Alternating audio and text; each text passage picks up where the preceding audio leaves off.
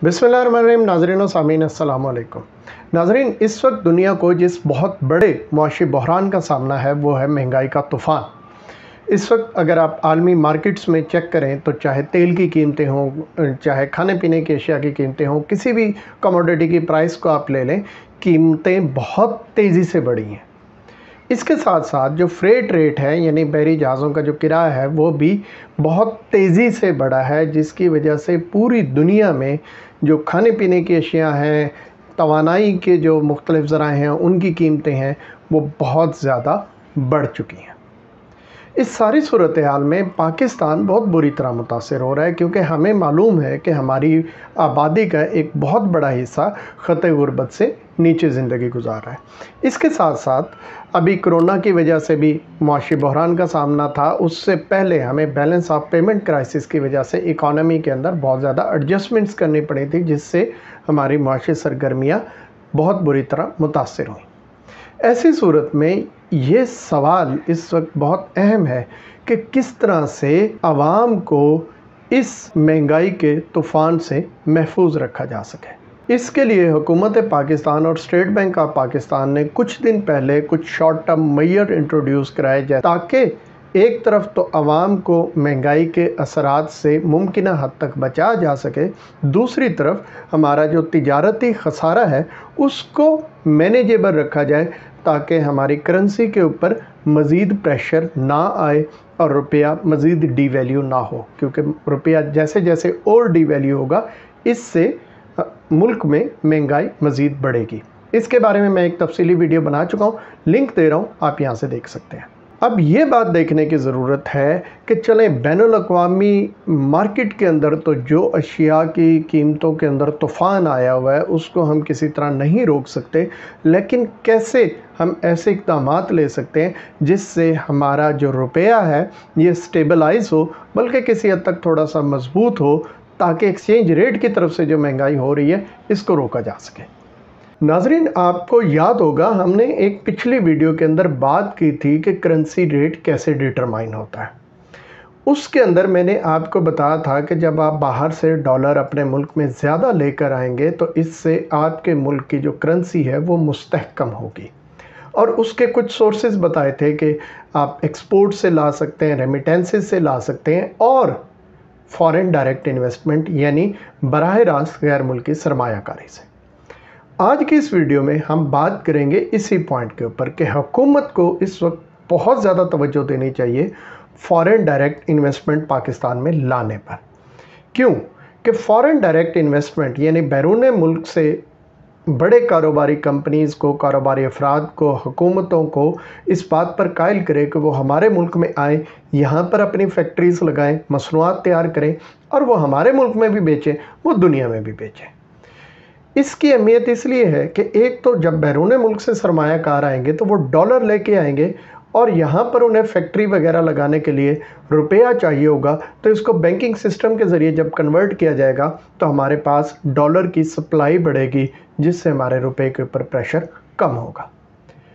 दूसरी बात यह है कि जब ऐसा होगा और यहाँ पर वो कोई फैक्ट्री लगाएंगे, कोई कारोबारी यूनिट लगाएंगे जिससे वो कारोबार करेंगे, तो एक तो चूँकि बैरून मुल्क से आने वाली कंपनीज़ के पास नॉर्मली अच्छी टेक्नोलॉजी होती है, तो इस मुल्क में टेक्नोलॉजी ट्रांसफ़र भी होगा, और उस फैक्ट्री में जो मसनूआत तैयार होंगी वो बेहतर क्वालिटी की भी होंगी, जिसकी वजह से हम उन्हें इंटरनेशनल मार्केट में अच्छी कीमत पर बेच सकते हैं, और यूँ हमारी एक्सपोर्ट्स तेज़ी से ग्रो करेंगी।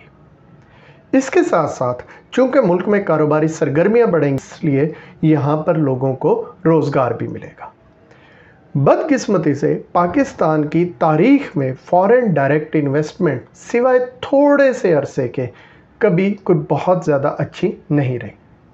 इसकी एक वजह तो ये है कि हमारा जो दूसरे ममालिक के साथ ताल्लुकात रखने का फोकस था वो मईशत नहीं थी, बल्कि वो सिक्योरिटी की सूरत हाल थी। एक और वजह हमारे यहाँ का कॉम्प्लेक्स और बड़ा ही मुश्किल किस्म का बिज़नेस इन्वायरमेंट है। हुकूमती मामलात इस कदर गंभीर हैं कि आप कोई भी कारोबार करना चाहें آپ کو اس کے لیے اتنے لائسنسز لینے پڑیں گے، اتنے پرمٹس کی ضرورت ہوگی، اتنے دفاتر کے چکر لگانا پڑیں گے کہ کوئی بڑی کمپنی یہاں پر آنے کے لیے آسانی سے تیار نہیں ہوتی۔ اب حکومت کے پاس موقع ہے کہ اوپر تھوڑی سی اور زیادہ توجہ دے کر ٹیکنالوجی کا استعمال کر کے مختلف محکموں کو ایک ہی جگہ ان کا رابطے کا نظام بنا دیا جائے، تاکہ ایک ہی درخواست کے اوپر انہیں سب جگہ سے لائسنسز وغیرہ مل جائیں اور غیر ضروری اجازت ناموں کو ختم کر دیا جائے۔ تو ہمارے ملک میں جتنی چیپ لیبر یعنی سستے مزدور اویلیبل ہیں، اسے دیکھتے ہوئے ایسا ممکن نہیں ہے کہ دنیا یہاں پر سرمایہ کاری میں دلچسپی نہ لے۔ آپ نے کرنا کیا ہے؟ آپ نے یہ کرنا ہے کہ ہمارے یہاں بدقسمتی سے جو ایکسپورٹس ہیں، اس کی باسکٹ بھی بڑی چھوٹی سی رہی ہے، ہم چند چیزیں ایکسپورٹ کرتے ہیں۔ اسی طرح جو فارن ڈائریکٹ انویسٹمنٹ ملک میں تھوڑی سی ہوتی بھی ہے، وہ بھی صرف چند ملکوں سے آ رہی ہے۔ جب امریکہ اور روس کی جنگ تھی تو اس دوران ہم امریکہ کے بلاک میں تھے، تو امریکہ کی طرف سے فارن انویسٹمنٹ آ رہی تھی۔ اب جب ہم چین کے ساتھ ہیں تو ہمارے صرف چین کی طرف سے فارن انویسٹمنٹ آ رہی ہے۔ ہمیں اپنے تعلقات کو ہمسایہ ممالک کے ساتھ، سینٹرل ایشین کنٹریز کے ساتھ اور یورپین ممالک کے ساتھ اور دنیا کے دیگر ممالک کے ساتھ اس طرح سے بنانا ہے کہ ہمیں ان سے معاشی فوائد حاصل ہو۔ ملائیشیا نے جو پچھلے عشرے میں تاریخی طور پر بڑی ترقی کی، اس کی ایک بڑی وجہ یہ تھی کہ ملائیشیا نے جو فارن انویسٹرز ہیں ان کو بہت اٹریکٹ کیا۔ مختلف ممالک سے کمپنیز آئیں، انہوں نے وہاں پر اپنے پروڈکشن یونٹس لگائے، سستی لیبر ہونے کی وجہ سے انہیں کاسٹ آف پروڈکشن کم پڑ رہی تھی، اور وہاں سے انہوں نے دنیا بھر کو ایکسپورٹ کیا۔ چین نے بھی یہی کام کیا، سستی لیبر کی وجہ سے دنیا جہان کی کمپنیز کو اٹریکٹ کیا، وہاں سے پھر چائنا نے سستی چیزیں بنا کر پوری دنیا کو ایکسپورٹ کی۔ ہمیں بھی ضرورت ہے ہم اسی طرح کام کریں۔ آپ کو میں تھوڑی سی اس کی جھلک دکھاتا ہوں۔ آپ دیکھیں ویتنام کو، 90s میں اور اس سے پہلے ویتنام کی ایکسپورٹس بھی کچھ خاص نہیں تھی، اور اس کو بھی ایک بری اکانومی کے طور پر جانا جاتا تھا۔ لیکن ویتنام نے کیا کیا؟ اپنے سسٹم کے اندر اصلاحات کی، اپنی معیشت کو کھولا۔ یہ بڑا اہم پوائنٹ ہے، اپنی معیشت کو کھولا، تجارت کے اوپر بہت زیادہ پابندیاں ختم کی، دنیا جہان سے انویسٹمنٹ کو اٹریکٹ کیا، اور آج آپ دیکھیں تو ویتنام کی ایکسپورٹس آسمان کو چھو رہی ہیں۔ بھارت کی مثال ہمارے پاس ہے۔ بھارت کا جو گروتھ ریٹ ہے وہ پہلے بہت کم ہوتا تھا، اور اس کو دنیا میں ہندو گروتھ ریٹ کے نام سے جانا جاتا تھا۔ لیکن اس کے بعد کیا ہوا؟